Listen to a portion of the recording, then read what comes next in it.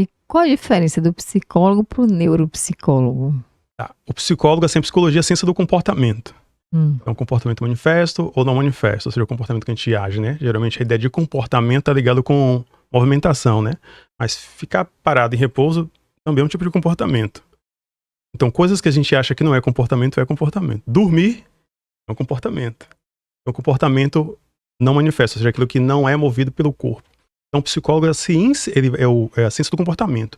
Dentro disso, tem as diversas áreas, ou seja, dependendo da concepção de humano que aquele teórico tem, ele vai conceber quais são as forças intrínsecas, né, extrínsecas ali, que movimenta os fatores motivadores do comportamento. Então, tem desde a psicanálise, a Gestalt, a grande discussão entre behaviorismo e psicanálise, sócio-histórica, humanismo. Então, são as diversas formas, áreas de se conceber o humano e como esse humano se comporta. Comportamento, um objeto de estudo da psicologia é o comportamento. Ponto. A neuropsicologia, ela é uma especialidade da psicologia. Vai entender tudo isso e vai responder uma outra pergunta que, dependente do comportamento que tenha, existe um cérebro que se comporta no sentido que recebe o estímulo e responde esse estímulo. Se existe um comportamento, é porque existe uma estrutura cognitiva neural, um neurônio conectado com o outro, nexiônio dendríteo, e justifica que dá sustentação fisiológica para esse comportamento existir. E uma vez esse comportamento não existindo, por função ou disfunção, como que a gente reabilita ele? Aí, um exemplo prático, né?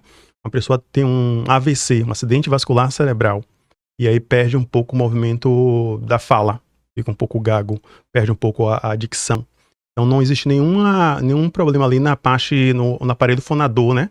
Palato mole, palato duro, cordas vocais ou pregas vocais, como queira. Mas aquela pessoa perdeu provisoriamente a capacidade de produzir os vocábulos, né? A alça fonológica, digamos que assim. Então, é um programa de reabilitação neuropsicológica que vai ser conduzida pelo fono, né? O fonoaudiólogo vai reconstruir, ensinar esse cérebro a produzir aquele fonema, porque afinal de contas não é nada no aparelho fonador, é na parte cerebral. A neuropsicologia vai entender se tem esse comportamento, esse cérebro já falou, como recriar essa rede neural, esses caminhos neurais para produzir a fala. Assim é também quando a pessoa perde um pouco o tônus da mão, né? Coordenação motora fina, vai tocar em alguma coisa por meio de um AVC, perdeu a marcha, né? Que é o caminhar. Então vai fazer essa reabilitação neuropsicológica. E como é que faz essa reabilitação? Conduzida aí pelo fisioterapeuta, né? Vai fazer sessões para poder reabilitar aquela marcha. Então, o fisioterapeuta vai ali reconduzindo. Então, são das diversas formas a reabilitação. A neuropsicologia, ele vai trabalhar com diagnóstico, vai trabalhar com avaliação neuropsicológica, ou seja, avaliar as funções executivas. E o que é que são funções executivas? É como esse cérebro, nesse ser, essa pessoa, organiza o tempo, o espaço e as energias em prol de um objetivo focado. Existe um comprometimento de memória, atenção, inteligência. Então, memória, capacidade de reter dados e evocar dados. A gente acha que memória é uma coisa só, mas memória é um universo. Tem memória de longo prazo, memória de curto prazo, memória prospectiva, que é a memória do futuro. Vocês dizem, como é a memória do futuro? Memória, geralmente, eu tô pegando algo que é anterior, né? Mas, por exemplo, você pode agora lembrar uma coisa. Quando eu terminar aqui a entrevista, eu tenho que lembrar que eu tenho que falar a Anderson tal coisa. Então, nesse momento aqui, você está utilizando uma memória que você tem que lembrar de algo que vai acontecer no futuro. Memória prospectiva.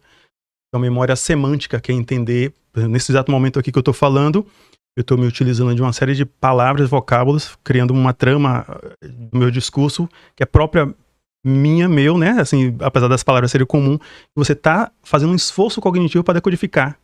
Então, isso é uma memória semântica, o significado aqui. Então, memória é um universo.